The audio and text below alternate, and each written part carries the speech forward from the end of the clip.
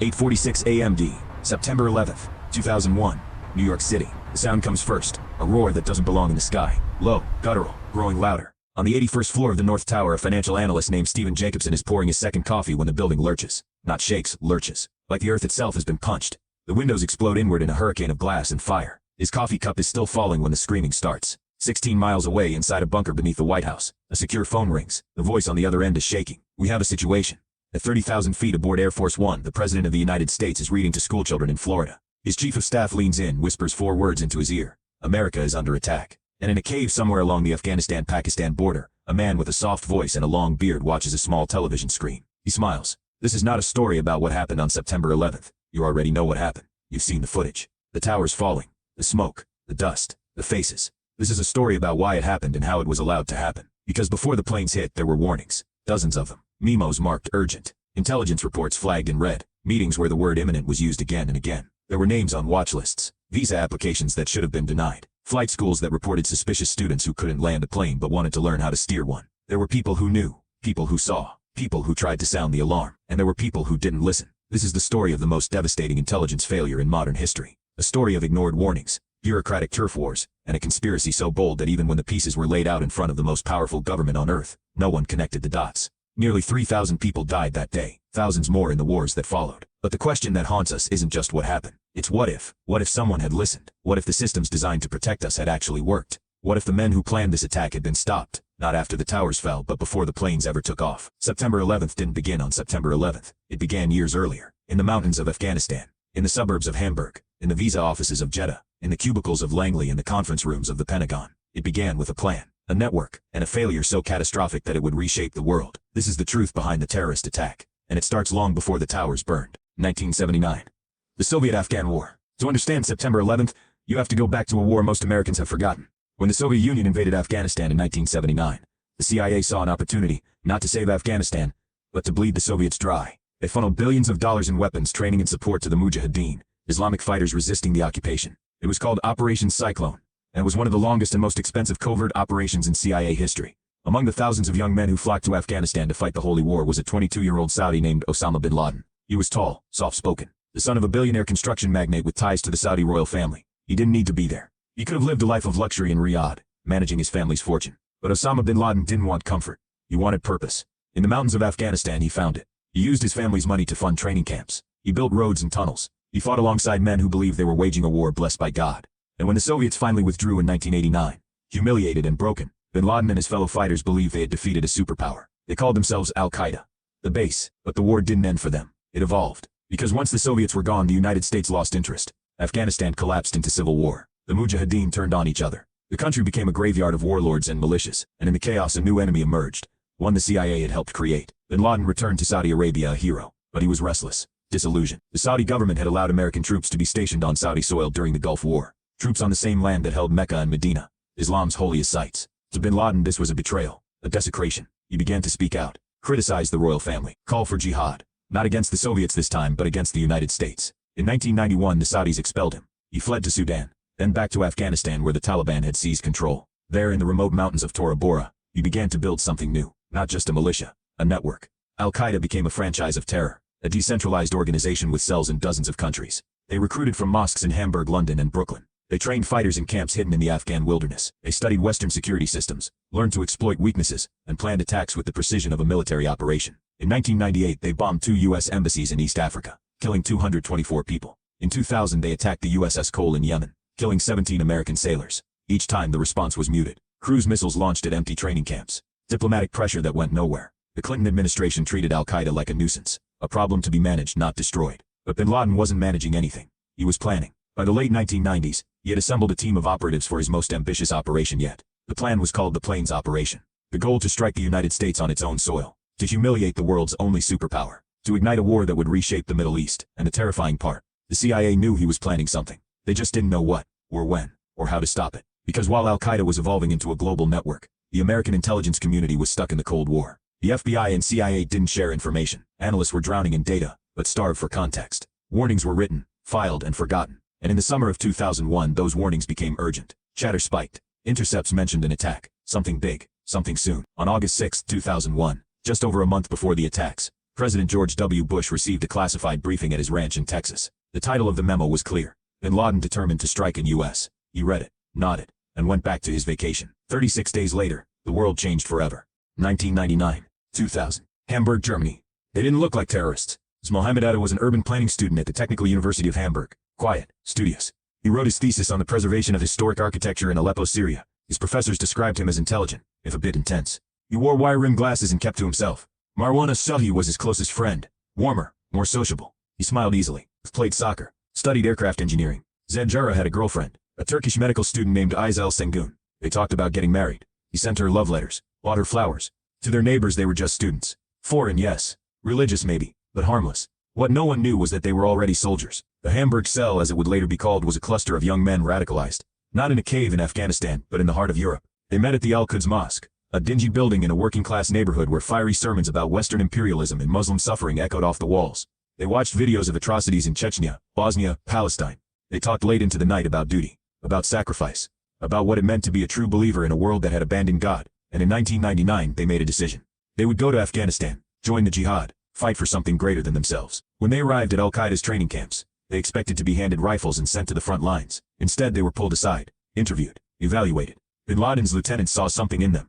They were educated, spoke multiple languages, held Western passports. They could blend in. They were perfect for the plane's operation. Atta was chosen to lead. Al-Shahi and Jara would be his partners. They were told to plan in broad strokes: hijack commercial airliners, turn them into missiles, strike symbols of American power. They were told they would die, and they accepted it. By the summer of 2000 they were back in Germany, preparing. They researched flight schools in the United States, applied for visas, bought plane tickets. And here's the thing. The U.S. government knew some of their names. Not Atta, not yet, but others. In January 2000, the CIA tracked two known al-Qaeda operatives, Khalid al-Mihdhar and Nawaf al-Hazmi, to a terrorist summit in Kuala Lumpur, Malaysia. They photographed them, recorded their conversations, watched as they met with other suspected militants. Then al-Mihdhar and al-Hazmi flew to Los Angeles, and the CIA didn't tell the FBI. Why? Bureaucracy, turf wars, a culture of secrecy so ingrained that even when the enemy was inside the country, the left hand refused to tell the right hand. Al-Mihdhar and al-Hazmi settled in San Diego. They rented an apartment, took flying lessons, badly. Their instructor later said they could barely speak English and had no aptitude for aviation, but they kept showing up. Meanwhile, Atta and his team arrived in Florida. They enrolled at Huffman Aviation, a small flight school in Venice. Atta was a natural, focused, methodical. He logged hundreds of hours on simulators, learning how to steer a Boeing 767. He didn't care about takeoffs or landings, just steering. By the spring of 2001, the hijackers were in place. 19 men, scattered across the East Coast. Most were Saudi, a few were Emirati. They lived in cheap motels and rented apartments. They worked out at gyms, ate at Denny's, blended into the fabric of American life. They were hiding in plain sight, and the warnings kept coming. In July 2001, an FBI agent in Phoenix named Kenneth Williams sent a memo to headquarters. He'd noticed something strange. A number of Middle Eastern men with suspected ties to extremism were enrolling in flight schools across Arizona. He recommended a nationwide investigation. The memo was filed and ignored. In August, a flight instructor in Minnesota grew suspicious of a student named Zacharias Musawi. The guy wanted to learn how to fly a 747, but had no interest in taking off or landing, just steering. The instructor called the FBI. Musawi was arrested. His laptop was seized, but the FBI didn't get a warrant to search it. Not in time. Later investigators would find evidence linking him to the plot, but by then it was too late. The system was flashing red. Alarms were ringing, but no one was listening. Because the truth is, the U.S. intelligence community wasn't built to stop an attack like this. It was built to fight the Soviet Union, a massive centralized enemy with tanks and missiles, not 19 men with box cutters and plane tickets. And so as summer turned to fall, the hijackers made their final preparations. They bought their tickets, said their goodbyes, recorded their martyrdom videos, and on the morning of September 10, 2001, Mohammed Atta checked into a motel in Portland, Maine. 9:37 a.m. American Airlines Flight 77 strikes the Pentagon. The plane screams in low over Arlington, Virginia, clipping streetlights and trees before slamming into the western side of the building. It punches through 3 rings of reinforced concrete. 125 people inside the Pentagon are killed instantly. All 64 people on board are dead. The headquarters of the most powerful military in the world is on fire. 8:42 a.m. United Airlines Flight 93 takes off from Newark, delayed by 40 minutes due to runway congestion. Headed to San Francisco. 37 passengers, 7 crew, 4 hijackers. At 9:28 a.m. the hijackers make their move. They storm the cockpit. Passengers hear screaming. The plane lurches. But this time something is different. Because by now passengers on Flight 93 have made phone calls. They've heard about the other planes, the towers, the Pentagon. They know this isn't a traditional hijacking. They know they're not going to land safely. They know they're flying weapons. And so they make a choice. 9:57 a.m. The passengers of Flight 93 fight back. Let's roll. Those are the last words heard on one of the calls. Then shouting, crashing, the sounds of a struggle. The hijackers panic. The plane pitches wildly. Passengers are trying to break into the cockpit. At 10:03 a.m., the plane nosedives into a field in Shanksville, Pennsylvania. Everyone on board is killed, but they stopped it. Flight 93 was headed for Washington, D.C., the capital, or the White House. We'll never know for sure, but because of those passengers, it never reached its target. 9:59 a.m., the South Tower falls. It happens faster than anyone thought possible. For 56 minutes, the South Tower has been burning. Firefighters are climbing the stairs. Office workers are evacuating. People on the upper floors are trapped, making desperate phone calls to loved ones. Then, without warning, the building shudders. The steel beams, weakened by the intense heat, begin to buckle. The floors above the impact zone, 30 stories of concrete and steel, collapse onto the floors below. And once it starts, there's no stopping it. The entire structure pancakes in on itself. 110 stories, gone in 10 seconds. A massive cloud of dust and debris explodes outward, swallowing entire city blocks. People run, screaming, blinded, choking on ash and pulverized concrete. The air turns black. Firefighters, police officers, paramedics, hundreds of them are still inside. They never make it out. 10:28 a.m. The North Tower falls. It had been burning for 102 minutes, longer than the South Tower. People thought maybe, just maybe, it would hold. It doesn't. The same horrifying sequence, the same thunderous roar, the same cloud of death rolling through the streets of Lower Manhattan. When the dust finally settles, the skyline is unrecognizable. The Twin Towers, icons of American power and prosperity, buildings that had stood for 30 years, are gone, reduced to a smoldering pile of twisted steel and ash that will burn for months. The site will come to be known as Ground Zero, and the death toll is staggering. 2,977 people are dead. 2,753 at the World Trade Center, 184 at the Pentagon, 40 in Shanksville, hundreds of firefighters, dozens of police officers, paramedics, Port Authority workers, janitors, stockbrokers, tourists, a priest, a pregnant woman, people from over 90 countries. Some bodies are never found. 11 a.m.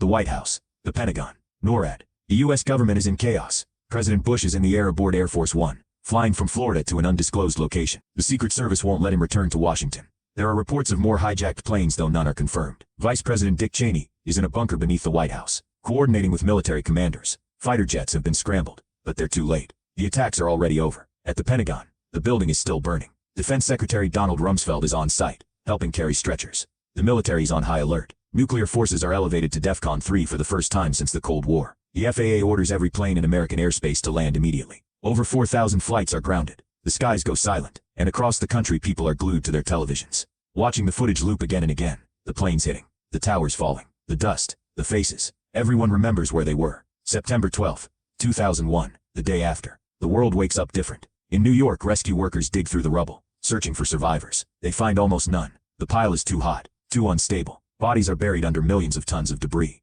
In Washington, the president addresses the nation. His voice is firm, resolute. We will make no distinction between the terrorists who committed these acts and those who harbor them. It's a declaration of war, not against a country, against an idea, a network, a shadow. Within hours, intelligence agencies confirm what they already suspected. This was al-Qaeda, Osama bin Laden's network, the same group behind the embassy bombings, the USS Cole. But this time, the response won't be a few cruise missiles. This time it will be war, the intelligence failure. In the weeks and months that follow, the questions begin. How did this happen? How did 19 men, most of them on watch lists, some flagged by intelligence agencies, manage to board 4 commercial airliners with weapons and execute the deadliest terrorist attack in history? The answers are damning. The CIA knew al-Mihdhar and al-Hazmi were in the country. They didn't tell the FBI. The FBI received warnings about suspicious flight school students. They didn't investigate. The NSA intercepted communications mentioning an imminent attack. The messages weren't translated until September 12th. The FAA had no protocol for hijackings used as suicide attacks. Cockpit doors were flimsy. Box cutters were allowed. And the August 6 memo, bin Laden determined to strike in U.S., was vague. No specifics, no actionable intelligence, but the warnings were there. An FBI agent in Minnesota tried to get a warrant to search Zacarias Moussawi's laptop. He was blocked by bureaucracy. An agent in Phoenix flagged the flight school students. His memo was ignored. The CIA tracked the hijackers to Malaysia, then lost them. It wasn't one failure. It was a cascade. A system so broken, so siloed, so paralyzed by red tape and turf wars that even when the pieces were laid out, no one put them together. And 2,977 people paid the price. The aftermath. Within a month, the United States invades Afghanistan. The goal: destroy al-Qaeda and topple the Taliban regime that sheltered them. Within 2 years, the U.S. invades Iraq, claiming falsely that Saddam Hussein had weapons of mass destruction and ties to al-Qaeda. The war on terror begins. It will last over 20 years, cost trillions of dollars, kill hundreds of thousands of people. And it all started because 19 men with box cutters exploited a system that wasn't ready. May 2nd, 2011. Abbottabad, Pakistan. Nearly 10 years after September 11th, U.S. Navy SEALs raid a compound in Pakistan. Inside, they find Osama bin Laden. He's older, grayer, watching videos of himself on a small TV. The SEALs shoot him twice, once in the chest, once in the head. His body is buried at sea. Justice, some say, but it doesn't bring anyone back. September 11th, 2024, 23 years later. Ground Zero is no longer a smoking crater. In its place stands the National September 11th Memorial and Museum. Two massive reflecting pools mark the footprints of the Twin Towers, their edges inscribed with the names of the dead. Water cascades into the voids. Endless, silent, dark. Above them rises One World Trade Center, the tallest building in the Western Hemisphere, a defiant symbol. A middle finger to terror. But the scars remain, not just in New York. Everywhere, the human cost. 2,977 people died on September 11th. But the death toll didn't stop there. Thousands more have died since from cancers and respiratory diseases caused by toxic dust at Ground Zero. Firefighters, police officers, volunteers who dug through the rubble. They breathed in asbestos, lead, pulverized glass. Their lungs never recovered. The Victim Compensation Fund has paid out billions, but no amount of money brings back a father, a mother, a son. And then there are the wars. Over 7,000 U.S. service members killed in Iraq and Afghanistan. Tens of thousands wounded. Hundreds of thousands of civilians dead. Entire cities reduced to rubble. The War on Terror became the longest conflict in American history. It cost over $8 trillion. It destabilized entire regions. It created new enemies. ISIS, the Taliban, back in power. And it all traces back to that September morning. The security state. September 11th didn't just change foreign policy. It changed America. Within weeks, Congress passed the USA Patriot Act, a sweeping expansion of government surveillance powers. The NSA began collecting phone records on millions of Americans. The CIA was authorized to use enhanced interrogation techniques, torture by another name. The Department of Homeland Security was created. The TSA took over airport security. Shoes off, belts off, liquids in tiny bottles, full-body scanners, random searches. Flying would never be the same, but neither would privacy. In 2013, Edward Snowden leaked classified documents revealing the extent of NSA surveillance. The government was collecting data on everyone. Calls, emails, internet activity, not just terrorists. Everyone. The justification. September 11th, we can't let it happen again. But at what cost? Civil liberties eroded. Guantanamo Bay became a symbol of indefinite detention without trial. Drone strikes killed suspected terrorists and civilians, without due process. The line between security and freedom blurred, and once crossed, it's hard to go back. The conspiracy theories. In the years after 9/11, another phenomenon emerged. Disbelief. Some people couldn't accept the official story. It seemed too convenient, too catastrophic, too perfectly designed to justify war. Conspiracy theories spread. Jet fuel can't melt steel beams. Building 7 was a controlled demolition. The Pentagon was hit by a missile, not a plane. Documentaries like Loose Change went viral. Online forums dissected every frame of footage. Engineers, architects, pilots. Some questioned the physics, the timelines, the government's account. The 9/11's truth movement was born. Most of the claims have been thoroughly debunked. Structural engineers explained the collapse. Eyewitnesses confirmed the planes. Evidence is overwhelming. But the theories persist, because for some it's easier to believe in a grand conspiracy than to accept a simpler, more terrifying truth. That 19 men with minimal resources outsmarted the most powerful nation on earth. That the system failed. That we were vulnerable. The lessons learned and ignored. After 9/11's commissions were formed. Reports were written. Recommendations were made. The 9/11's commission report, published in 2004, was scathing. It detailed the intelligence failures, the lack of communication between agencies, the missed opportunities. Reforms followed. The FBI and CIA were supposed to share information. The Director of National Intelligence was created to coordinate the intelligence community. Airport security was overhauled. But have we learned? In some ways, yes. There hasn't been another 9/11 scale attack on U.S. soil. Counterterrorism efforts have disrupted plots. Intelligence sharing has improved. But in other ways, the same problems persist. Bureaucracy, silos, overconfidence, and new threats have emerged. Cyber attacks, domestic terrorism, disinformation campaigns. The enemy has evolved. The question is, have we? The question that haunts us. September 11th, 2001, was a day of unimaginable horror, but it was also a day of extraordinary courage. The firefighters who ran into burning buildings, the passengers on Flight 93 who fought back, the strangers who helped each other through the dust and chaos. In the face of evil, humanity showed its best. But the question remains, could it have been prevented? The warnings were there. The intelligence existed. The hijackers were known. Some were even on watch lists. If the CIA had told the FBI about al-Mikhtar and al-Hazmi, would they have been stopped? If the Phoenix memo had been taken seriously, would the flight schools have been investigated? If Mossori's laptop had been searched in time, would the plot have been uncovered? We'll never know, but we do know this.